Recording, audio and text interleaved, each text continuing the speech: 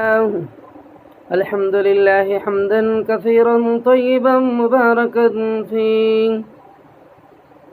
الصلاة والسلام على محمد رسول الله صلى الله عليه وسلم. قال تعالى في القرآن المجيد الفرقان الحميد: أعوذ بالله من الشيطان الرجيم وأنتم الأعلون إن كنتم مؤمنين. صدق اللہ العظیم. محترم معزز ساتھیوں، پیارے بھائیوں، رمضان المبارک کا بابرکت مہینہ جو ہم پر سایہ فگن ہے، اللہ کرے کہ اس مبارک مہینے کی قدردانی کی توفیق اللہ ہمیں عطا فرمائے اور اس کے روزوں کا اہتمام اور رات کی عبادت کا خصوصی اہتمام کی توفیق بخشے. عزیز ساتھیوں، پیارے بھائیوں، رمضان المبارک کا یہ دوسرا عشرہ اور آج کا یہ 17واں روزہ ہر اعتبار سے اسلامی تاریخ میں بہت اہمیت کا حائل ہے. عزیز ساتھیوں، آپ لوگوں کو معلوم ہونی چاہیے کہ رمضان المبارک کے بابرکت مہینے میں ہی جنگ بدر واقع ہوا تھا. جنگ بدر کے تعلق سے کوئی ایسا مسلمان ہوگا جو اس مبارک جنگ کے تعلق سے نہ جانتا ہو، کیونکہ یہ یوم الفرقان تھا، حق و باطل کے بیچ فرق کرنے والا دن تھا، حق کو غالب ہونے والا دن تھا. اللہ نے حق کو غالب فرمایا تھا، کیونکہ بدر کا وہ میدان، وہ ریگستانی علاقہ، وہ ہولناک منظر، ایک طرف دشمنان اسلام اپنی جنگی ساز و سامان کے ساتھ، پوری تیاری کے ساتھ اور مجمع کی کثرت کے ساتھ اسلام کے ماننے والے شہدائیوں کے مخالفت پہ میدان بدر پہ کھڑے تھے، اور دوسری طرف یہ اللہ اور اس کے رسول کے ماننے والے جن کے پاس نہ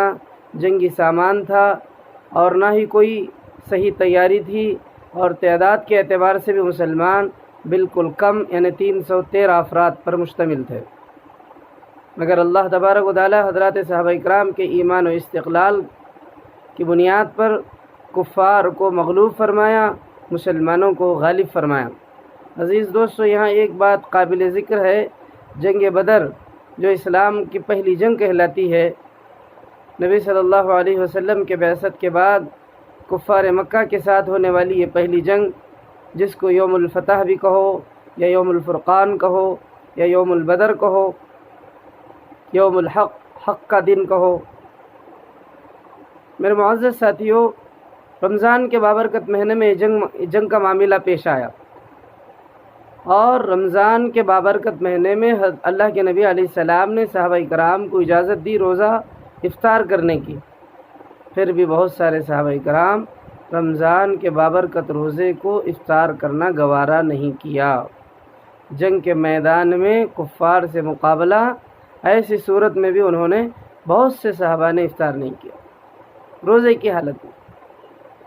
میرے معزز ساتھیوں، جنگ بدر وہ مبارک جنگ ہے جس کے ہونے کے بعد کفار کے چھکے چھوٹ گئے. کفار مکہ کے 70 سے زائد جو ہے جہنم واصل ہوئے. 70 سے زائد جو ہے کفار جہنم کے حوالے ہوئے، صحابہ کرام کے ہاتھوں قتل کر دیے گئے، اور اسی طرح 70 سے قریب 70 قید کر دیے گئے کفار. تو مسلمانوں کی اصل عظمت کا اظہار ایمانیات کی بنیاد پر حضرات صحابہ کرام کا جو استقلال تھا، جو ایمان اللہ تبارک و تعالیٰ نے ان کے سینوں میں رچا اور بسا تھا، جو جڑ پکڑا ہوا تھا، اس کی وجہ سے اللہ تبارک و تعالیٰ نے جو ان کی مدد فرمائی، جو پوری اس وقت کے پورے علاقے میں مشہور ہوا.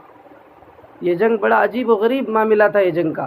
کیونکہ ایک طرف ساز و سامان کے ساتھ، تیاری کے ساتھ بڑے بڑے بہادروں کی جماعت تھی مکے کے کفار کی، اور دوسری طرف یہ مفلس، مجبور، لاچار صحابہ جن کو کئی دنوں سے کھانا نہیں، جسم پر صحیح کپڑا نہیں، کیا نیزہ، کیا تیر، کیا تلوار، یہ ساری چیزیں بالکل میسر نہیں، سواریاں نہیں، کسی کے پاس تھا. صحابہ اکرام کے تعلق سے آتا ہے، بعض صحابہ اکرام اپنے ہاتھوں میں ڈنڈے لے لیے، بعض پتھر لے لیے، اسی سے جنگ. اور ان کی طرف، کفار کی طرف بہت زیادہ جنگی سامان، اور وہ عائش کر رہے راتوں میں ناچنے والیوں اور پینے کی محفلیں، جیسے بار کہا جاتا ہے جس میں ناچا اور پیا جاتا ہے شراب، ایسے جو ہے رات بھر ان کی خوشیاں منائی جا رہی ہیں کہ اب مسلمانوں سے ہمارا مقابلہ ہوگا اور مسلمان مغلوب ہو جائیں گے، ہم کامیاب ہو جائیں گے، اب اسلام کو ہم ختم کر کے چھوڑیں گے، اسلام کا نام و نشان مٹا دیں گے، نعوذ باللہ۔ اس طرح کی باتیں کفار کی زبانوں پر راتوں میں جو ہے وہ ناچنے والیوں کے سامنے شراب پیتے ہوئے عائش کر رہے ہیں۔ دوسری طرف اللہ کا وہ مبارک نبی، اللہ کا وہ حبیب، اللہ کا وہ لاڈلا نبی جن کو ختم المرسلین کے اللہ تبارک و تعالیٰ نے ختم المرسلین بنا کر کے دنیا میں مبعوث فرمایا، وہ اللہ کا معزز آخری پیغمبر حضرت محمد رسول اللہ صلی اللہ علیہ وسلم، ایک طرف کفار عائش کر رہے ہیں، دوسری طرف اللہ کا یہ حبیب اللہ کے سامنے کھڑے ہو کر کے گڑ گڑا رہے، رو رہے، دعا فرما رہے۔ حضرت ابوبکر رضی اللہ تعالیٰ عنہ فرماتے ہیں کہ میں نے دیکھا بدر کی رات میں نبی صلی اللہ علیہ وسلم اپنے کندھوں پر جو چادر تھی اللہ کے سامنے کھڑے ہو کر کے اتنا رو رہے ہیں، آپ کی مبارک چادر آپ کے کندھوں سے نیچے گر رہی ہے اور آپ کو اس کا بھی خیال نہیں ہے، کندھوں پر کی چادر آپ کے نیچے اتر رہی ہے، اس کا بھی آپ کو خیال نہیں ہے اور آپ اللہ کے سامنے روتے جا رہے ہیں۔ حضرت ابوبکر رضی اللہ تعالیٰ عنہ کو نبی علیہ السلام کا یہ تڑپنا، یہ رونا دیکھا نہیں گیا۔ حضرت ابوبکر نے فرمایا رسول اللہ آپ کو ضائع نہیں ہونے دے گا، آپ مطمئن رہیے، اللہ آپ کو ضائع ہونے نہیں دے گا۔ حضرت ابوبکر تسلی دے رہے۔ میرے معزز ساتھیوں، اللہ کے نبی علیہ الصلاۃ والتسلیم رات بھر اللہ سے مناجات فرمائے اور دن میں اللہ تبارک و تعالیٰ کفار مشرکین اور مؤمنین کے بیچ میں اللہ تبارک و تعالیٰ نے جب جنگ کا معاملہ ہوا تو اللہ نے مؤمنین کو غلبہ عطا فرمایا، مشرکین کو مغلوب فرمایا، ذلیل و خوار فرما دیا۔ اسی لیے میرے معزز ساتھیوں، مؤمنین کو کبھی ہمت ہارنے کی ضرورت نہیں ہے۔ حالات مسلمانوں پہ آتے رہتے ہیں، جاتے رہتے ہیں۔ بہت سارے لوگ یہ کہہ رہے ہیں لاک ڈاؤن ایک پلان اور منصوبہ بندی کے ساتھ کیا گیا ہے، کیونکہ پوری دنیا جس وقت میں زہریلے وائرس سے پریشان تھی اس وقت میں تو ہماری ملک کی حکومت جو ہے ٹرمپ کی آمد کی خوشیاں منا رہی تھی اور دنیا بھر کے لوگوں کو گویا کہ دنیا بھر میں پھیلا ہوا زہریلا وائرس اپنے بھارت جیسے جو پاک تھا بالکل اس وائرس سے، اور بالکل کسی کو علم نہیں تھا اس زہریلے وائرس کے تعلق سے، ابھی اس ملک میں نہیں پہنچا تھا، گویا دنیا کے کونے کونے سے اس ملک کو جو ہے ایسے لوگوں کو بلا کر کے ٹرمپ کی محفل میں جن لوگوں کو بلایا گیا ان لوگوں نے گویا زہریلا وائرس اپنے ساتھ ہوائی جہازوں میں لے آئے، ہمارے ہوائی جہازوں کے ذریعے سے ہمارے ملک میں لے آئے اور پورے بھارت میں پھیلا دیا۔ اب دیکھیے 60 سے زائد ہو گئے اس زہریلے وائرس کے، جو پازیٹیو کیسز ہیں وہ 70,000 کے قریب ہو گئے اور مرنے والوں کی تعداد روز بروز بڑھ رہی ہے۔ ان ظالموں نے جو حرکت کی، اور اگر اسی وقت یہ لاک ڈاؤن کا معاملہ اگر اتنی ہی عقل مندی تھی، جیسا کہ آج بہت سارے لوگ جو ہے ہمارے ملک کے پی ایم کو داد دے رہے ہیں، کہہ رہے ہیں کہ بہت اچھا کنٹرول کیا، کہاں کا کنٹرول کیا؟ جس وقت میں جنوری 30 کو جس وقت میں چائنا پریشان ہو رہا تھا، ایک خبر کے مطابق جو ہے دسمبر 2019 کے جس وقت میں ساری دنیا جنوری 1 کی خوشی منانے کی تیاری میں تھی، اس وقت میں چائنا جو ہے اپنے ملک میں پہلے ہوئی زہریلے وائرس سے پریشان تھا اور اسی وقت اس نے جو ہے اطلاع کر دی تھی WHO کو اسی وقت میں اطلاع کر دی تھی۔ اور جنوری کے ابتدا میں ہمارے ملک میں جب اس طرح کا معاملہ پیش آیا تھا تو اس وقت میں بھی جب WHO نے جو ہے فوراً اس ملک کو آگاہ کر دیا تھا، تو اتنی زیادہ آبادی والا یہ ملک، اگر اس ملک میں زہریلا وائرس پھیلا تو پھر اسے کنٹرول کرنا بہت مشکل ہو جائے گا، اس لیے تم اس کے لیے احتیاطی تدابیر اختیار کرو۔ دسمبر 2019 کے وقت میں یہ زہریلا وائرس چائنا کو پریشان کر رہا تھا اور ہمارے ملک جنوری جانے دیا، فروری جانے دیا، مارچ میں ہوش آیا، اور وہ بھی جنوری 13 کو ہیلتھ منسٹر نے بالکل غیر ذمہ داری کے ساتھ غیر ذمہ دارانہ طریقے سے اناؤنسمنٹ کر دیا، اسٹیٹمنٹ دے دیا کہ زہریلا وائرس ہمارے ملک کو کچھ پریشان نہیں کرے گا، اس میں ڈرنے اور گھبرانے والی کوئی بات نہیں، مارچ کے 13 کو۔ پھر اس کے بعد جو ہے یہ مارچ کا معاملہ چلتا رہا اور مارچ کے 22 تاریخ کو ہوش آیا ملک کو، اگر یہی معاملہ جنوری کے شروع میں بھی کر دیا جاتا یا فروری کے شروع میں بھی کر دیا جاتا تو آج ملک کتنا پرسکون رہتا، آج ملک کی یہ گت نہیں ہوتی۔ آج دیکھیے کتنے لوگ پریشان ہیں، یہ ظالم لوگوں کے غلط فیصلوں کی وجہ سے آج لیبر طبقہ جو ہے اپنے آبائی وطن کو پہنچنے کے لیے 100 کلومیٹر دور کا پیدل سفر طے کر رہی ہے۔ کوئی سائیکل میں جا رہا، کوئی پیدل جا رہا، کوئی اپنی بوڑھی ماں کو اپنے کندھوں پر سوار کر کے لے جا رہا، کوئی اپنی حاملہ عورت کو 9 مہینے 8 مہینے 5 مہینے کی حاملہ عورتوں کو لے کر کے چل رہا، کوئی اپنے 5 سال کے بچے کو لے کر چل رہا، کوئی چلتے چلتے مر جا رہا، کوئی بھوکا تڑپ رہا ہے بغیر پانی کے بغیر کھانے کے۔ تو ظالم حکمرانوں نے کس طرح کا غلط فیصلہ لیا۔ بہرحال میرے معزز ساتھیوں، جیسا کہ بہت سے بھائیوں کا یہ کہنا ہے کہ رمضان المبارک کو اس طرح سے پریشان کرنے اور مسلمانوں کو ٹارگٹ بنانے، اور خاص طور پر جس طرح سے حالات آج ملک کے اندر ہوئے ہیں وہ سب آپ کو معلوم ہی ہے، خصوصیت کے ساتھ جو مدارس اسلامیہ جو عام طور پر جو ہے بقرعید میں قربانیوں کے چرم کے ذریعے سے جو ہے ان کو آمدنی حاصل ہوتی تھی، اور چرم کو یعنی کہ چمڑوں کی قیمت اتنی گراؤ کر دی، اتنی جو ہے اس کا اتنا جو ہے گراوٹ آ گیا اس کے اندر کہ 500 روپے میں بکنے والا ایک پوٹلے کا جو ہے چرم جو ہے وہ صرف 50 روپے میں 25 روپے میں، اور بڑے جانور کا چرم جو ہے جو 2500 2000 روپے تک بکتا تھا اور اس کی قیمت بالکل 100-150 روپے میں۔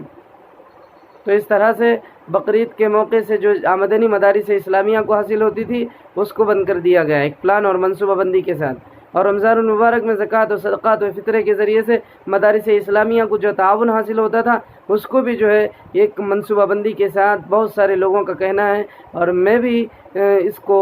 تسلیم کرتا ہوں کہ اگر بجائے اس کو مارچ تک ڈیلے کرنے کے لاک ڈاؤن کو اگر جنوری کے یا فروری کے شروع میں ہی اگر کیا جاتا، یا کم از کم جو ہے باہر سے آنے والے فارینرز کو ہی اس پر کنٹرول کیا جاتا تو آج یہ ملک کا یہ حال نہیں ہوتا۔ آج جو ہے رمضان المبارک ہو، چاہے مسجد ہو، چاہے مندر ہو، چاہے گردوار ہو، چاہے چرچ ہو، جہاں عبادت گاہیں چاہے کسی بھی مذہب کی ہوں، ان ساری عبادت گاہوں کو بند کرنے کی ضرورت اور نوبت نہیں آتی۔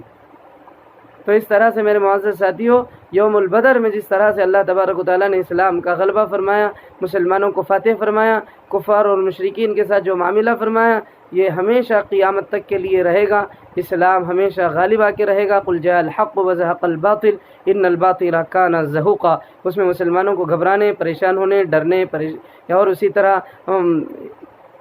کم ہمت ہونے کی کوئی ضرورت نہیں ہے۔ مسلمان تو شروع سے قربانیوں کے عادی ہوئے ہیں، اور جو قرآن اور حدیث کی تعلیم مدارس اسلامیہ میں دی جاتی ہے وہ قرآن اور حدیث کی تعلیمات تو قربانیوں کے نہج پر اور قربانیوں کی بنیاد پر دی جاتی ہیں۔ اور ایسے بھی جو ہے آپ لوگوں کو معلوم ہے کہ حضرات علماء اکرام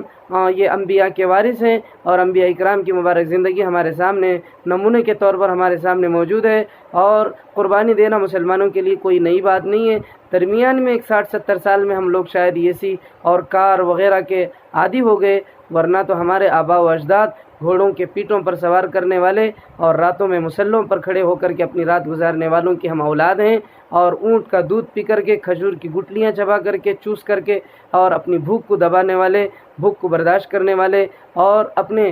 دکھوں اور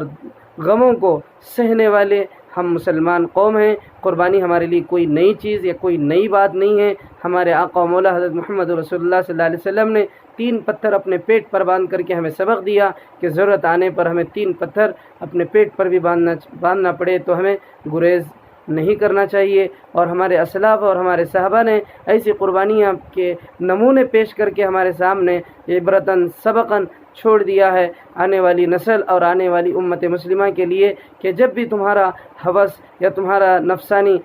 جذبہ اگر غالب آ جائے اور کسی طرح تم نفس پرستی کی طرف مائل اور متوجہ ہو جاؤ تو اس وقت ہمارے واقعات کو پڑھنا، قرآن مجید سے روشنی حاصل کرنا، مبارک نبی کے مبارک زندگی سے اور مبارک صحابہ کی زندگی سے سبق لینا، تو پھر تمہارے لیے ایک نیا اسپرٹ تمہارے جسم میں آئے گا، ایک نیا جوش، ایک نیا ولولہ، قربانی کا جذبہ تمہارے اندر پیدا ہوگا۔ اس طرح سے میرے معزز بھائیوں، ہمارے لیے یہ لاک ڈاؤن کا کوئی نیا معاملہ نہیں ہے۔ ہمارے پہلے کے ایک نبی حضرت یونس علیہ السلام جن کو لاک ڈاؤن ہونا پڑا تھا مچھلی کے پیٹ میں، پھر اس کے بعد ہمارے آقا و مولا حضرت سیدنا محمد رسول اللہ صلی اللہ علیہ وسلم کے ساتھ بھی سوشل بائیکاٹ یعنی کہ ایک طرح سے لاک ڈاؤن کیا گیا تھا۔ 3 سال قریب شعب ابی طالب کی گھاٹی میں جن کو